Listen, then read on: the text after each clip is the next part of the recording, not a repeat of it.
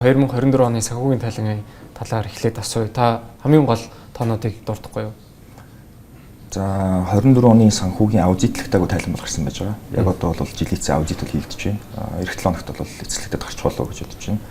За мэдээж 23 онд бол бид нэр үндсүүл ажиллагаанаас нэлээд их алдагталтай ажиллаж байсан. За үндсэн үсүүл ажиллагааны орлого буюу валютын аншийн зэрүүн олцоосоо ашигтай гарсан ийм байдал байсан. Тэгэхээр 24 онд бол бидний хувьд энэ үндсэн бүс үйл ажиллагааны орлого бол угаасаа орж ирэхгүй тодорхой байсан учраас алдагталтай ажиллана гэж одоо бид төлөвлөж ирсэн. Одоо төсөөлж ирсэн гэсэн. Тэгэхээр ашигтай буюу одоо баланслж орохын зорилготой байсан бол бид нар ямар ч байсан үндсэн үйл ажиллагаан дээрээс 1.9 тэрбум төгрөгийн одоо ашигтай. За тэгээд балансын эцсийн байдлаар бол орлого үр дүнгийн тайлангаар бол нийтдээ 136 сая төгрөгийн цэвэр ашигтай гарсан байж байгаа. За энийг бол баг гарна гэдгийг бол бид нар төсөөлж ирсэн. За энийг бол нэг туузаас баталж өгсөн төсөвтэй харьцуулах юм бол нэг 2.5 дахин одоо илүү ямар ч байсан гаргаж чадсан байж байгаа. Тэгэхээр бидний хувьд 24 онд алдагдал руу орохгүй байх одоо энэ зорилгыг тавьж ирсэн бол тэнд бол хүрч чадсан тийм байдал. Ерөнхийдөө бол төсөөллөөс бас бааз юм одоо давуулсан гэж харж байна. Үүнд хамгийн гол нөлөөсөн хүчин зүйл юу байгаа вэ? За энэ дээр бол бид нар олон жил үндсэн үйл ажиллагаан дээрээс нэлээд алдагдaltaй тавьсан байсан учраас дотоодын шуудангийн зах зээлийн өсөлт бол өндөр байсан. За бидний төлөвлөж ирсэн орлогоос бол за зарим нэг одоо үйлчлэгчнүүд маань бол 20%, за 30% бол давж бол биелсэн. За энэ бол голлох үзүүлэлт ялаа. За мэдээж хэрэг ковидын өмнөх сэргэлт рүү энэ ус орны шуудангийн орлого бол хараахан бол очиж амжаагүй тийм байдалтай явж байна. Тэгэхээр ер нь энэ олон жилийн одоо санхүүгийн үзүүлэлтүүдээр ямар дүгнэлт хийгээд цаашид бас ямар бизнесийн төлөвлөгөөний дагуу ажиллахаар зорж байгаа бол. Яг үндсэндээ Монгол шуудан бол ганц одоо дотоодын локал бизнес бол биш, олон улсын бизнес гэдэг. Тэгэхээр бидний хувьд бол 25 оны за цаашдаа бол төлөвлөгөө юу ч харж байгаа гэхээр ер нь нөгөө бизнес төлөвлөгөө хийгээд нэг зах зээлийн орчны шинжилгээдэг шүү дээ. Тэр утгаараа бол бид нар бол үнийн өсөлт бол явах юм байна. За дээрээс нь төгрөг бол тодорхой хэмжээр сулран, за инфляц ч гэсэн бас нэлээд өндөр гарах юм байна гэдэг үүднээс энэ улс орны шуудангийн валютаар орж ирдэг орлогуудаа ерөнхийдөө нэмэгдүүлэх тал дээр нэлээд ажлууд бол хийж байна. За эхнээсээ бол үр дүнгууд бол яг эхний 2 сарын байдлаар бол гарцсан гарч ий. Гэхдээ энтлийн бизнесээ бол бид нар үргэлжлүүлнэ гэдэг тал дээр анхаарч, за өнгөрсөн жилээс бол илүү их гадаад хамтын ажиллагааг одоо өрнүүлэх чиглэлээр хуучин бол энэ дэлхийн шуудан холбооны байгууллагын хүрээнд олон талт хамтын ажиллагаа явуулдаг юмсан бол өнөөдрөөс дэлхийн ертөнцийн өөрчлөлтөд яг гол чиглэлийн орнуудтайгаа энэ хоёр талын хамтын ажиллагаа юм дээр тусгаалсан одоо бүтээгдэхүүн гаргаж ирэх, за зах зээл дээр хэрэглэгчдэд энэ шаардлагатай бүтээгдэхүүн гаргаж ирснээр илүү их одоо солилцоог нэмэгдүүлэх, эргүүлээд валютын орлогоо нэмэгдүүлэх юм бололцоотой гэж энэ чиглэл рүү бол ихэд төлөвлөж байна. За мэдээж дунд хугацааны төлөвлөгөөг гүйцэтгэх өнгөрсөн жил би одоо танилцуулаад одоо хараахан жилээрээ болоогүй л тэр утгаараа танилцуулсан байж байгаа. За энэ хооронд ч гэсэн ер нь бол үндсэндээ хоёр чиглэл нь бол олон улсын бизнес талтай. За нэг нь бол гол солилцоотой орнуудын солилцоог нэмэгдүүлэх. За нөгөөх нь бол бүс нутгийн энэ одоо транзит шуудангийн тээвэрлэлтэнд бол идэвхтэй ингээд оролцогч болох гэсэн ийм зорилго тавьсан.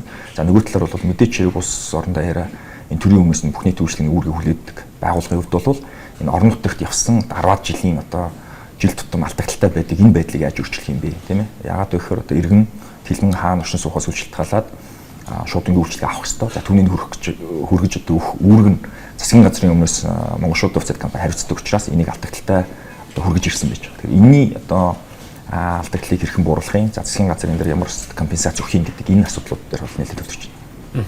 Тэгэхээр Монгол шуудангийн хувьд бол өнгөрсөн онд хэдийн бас шуудантай онлайн худалдааны энэ хамтын ажиллагааны талаар туршилтын энэ ажил эхлүүлсэн гэж ойлгож байгаа. Энэ ажил нь ер нь хэр явцтай бол? За хит-хитийн хоёр гэрээ ийсэн байж байгаа. За нэг нь бол мэдээж хэрэг геополитикийн нөхцөл байдалтаас шалтгаалаад одоо Трамп ерөнхийлөгч гарч ирсэнтэй холбогдлолтой бол ер нь бол одоо Америкийн нэгдсэн улсын USPS шуудангийн байгууллага бол Гонконг болон их газрын хятадаас ирж байгаа одоо бараа агуулсан улс орны шуудангийн илгээмжээр одоо татваргүй хөнгөлөлтийг үзүүлэх болсон байж байгаа. Тэр утгаараа бол хятад маань бол дараачийн одоо зах зээлүүд рүү бол илүү их хэмжээгээр энэ өөрсдийнхөө энэ цахим худалдааныхаа бараа бүтээгдэхүүн шуудангийн шугамар явуулах нь бол нэмэгдэнэ. Тэр утгаараа Орос улбаны улс Бүгд найрамдах Хятад улсын хоорондын солилцоо бол нэмэгдэх төлөвлөгөөтэй нэмэгдэж ч гэсэн явж байгаа. За үүн дээр бол бид нар хамтарч ажиллахаар гэрээ байгуулсан. За туршилтынхаа тестийг бол бид нар 12 сард бол амжилттай хийсэн байж байгаа. За үүнийг бол тогтмолжуулах тал дээр явж байна.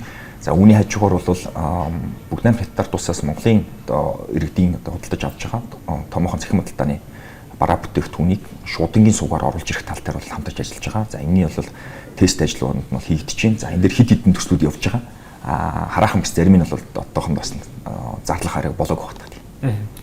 Тэгэхээр транзит шуудангийн хувьд баг зэрэг одоо тасалтай болсон чиглэлээр асуудал цар тахлын өмнөх түвшинд харах одоо сэргээгүй байгаа гэж та хэлжсэн. Тэгэхээр ер нь цаашдаа хамгийн гол сорилтыг юу гэж харж байгаа бол энэ асуудал шийдэгдэхэд дахиад хэрэг хугацаа шаардлагатай гэж харж байгаа бол.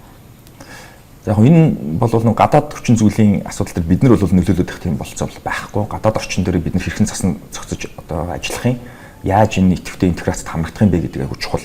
За нөгөө талаасаа дан ганц Орос улбаны улс руу чиглэж байгаа транзит шуудан биш. Ер нь энэ одоо Төв Азийн сая одоо би Казахстанд ажиллаж байгаа гэрлээ л дээ.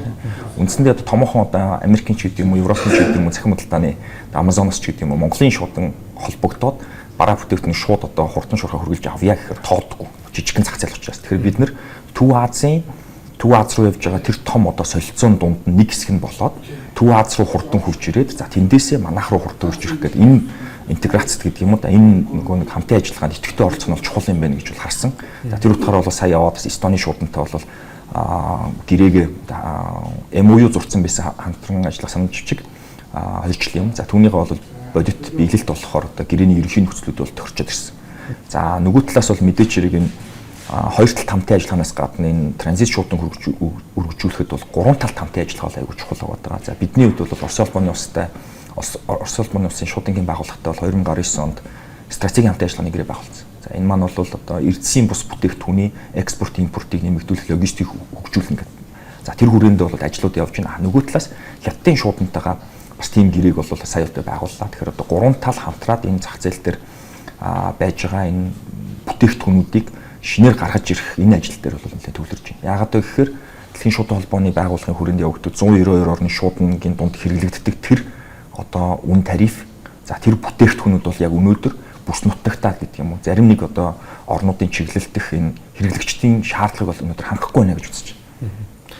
Тэгэхээр яг одоо бол та сая бас дурдсан Трамп ерхийлэгч болсон тарифын асуудал дэгдэж байна. Олон орны эдийн засаг худалдааны бас нэлээд одоо нийлүүлэлтийн хуваагдал гэх үү дахин төлөвлөлт гэх үү айгүй олон өөрчлөлтүүд бол гарч ийн эрсдэлтэй үед бас санаачлагтай бай гэдэг юм уу байдаг. Тэгэхээр танай компанийн хувьд ерөөхдөө бизнесийн аль чиглэлд хамгийн өсөх орон зай байна гэж харж байгаа бол.